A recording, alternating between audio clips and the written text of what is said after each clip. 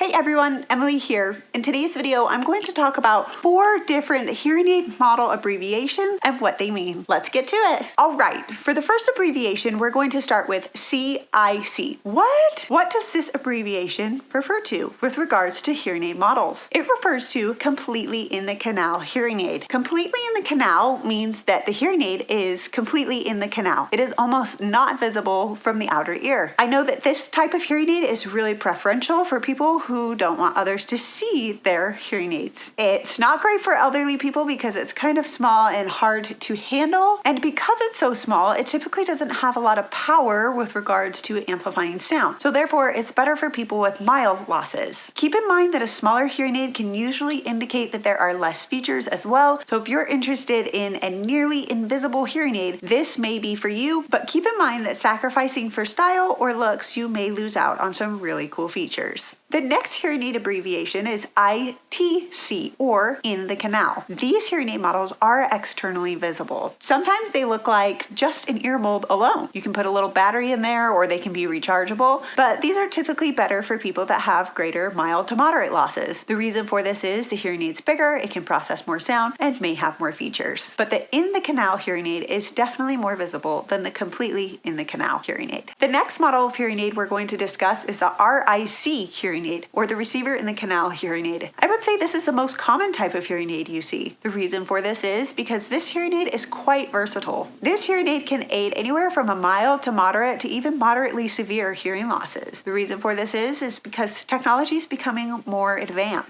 and you can pack more hearing power into this tiny little device. Receivers in the canals have receivers in the canal, that's the RIC abbreviation, and the rest of the hearing aid for the processing is behind your ear. Typically you have the receiver in your canal, a wire, and then the hearing aid processing that sound behind it. I would say the receiver in the canal hearing aids are probably the most popular models because individuals wearing hearing aids typically need that kind of power, and they're really hard to see. So they are definitely a popular choice among hearing aid wearers. They also offer great sound quality. The last abbreviation that I want to talk about is BTE, or the behind the ear model. This is what I wear. I wear a behind the ear model because I have a moderate to severe hearing loss. These hearing aids are great for moderate to moderately severe or severe hearing losses. They have more power or space to process the sound accordingly for my hearing loss. The neat thing about behind the ear hearing aids is they have a lot of capabilities. So keep in mind, the smaller your hearing aid, you might be sacrificing on a lot of cool hearing aid features. Some hearing aid features that I have in my behind the ear model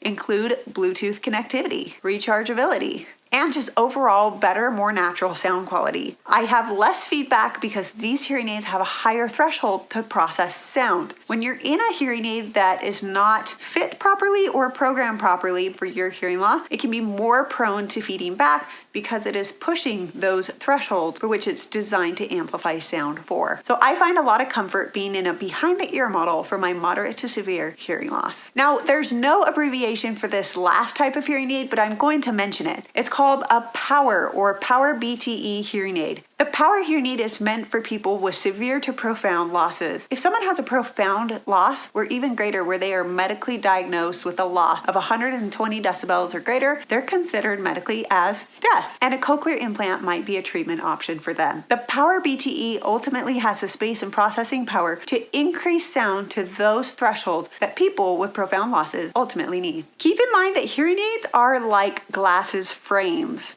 You have to have your hearing aids customed to you. So if you have any questions about your hearing or your hearing loss, go visit an audiologist. They will map your hearing and provide proper recommendations for you based on the results of that hearing loss test, also known as an audiogram. Do you have any questions for me? If so, I would love to hear in the comments below. Please don't forget to like this video and subscribe to my channel. I look forward to making more great hearing loss related content for you. Have a great day. Bye.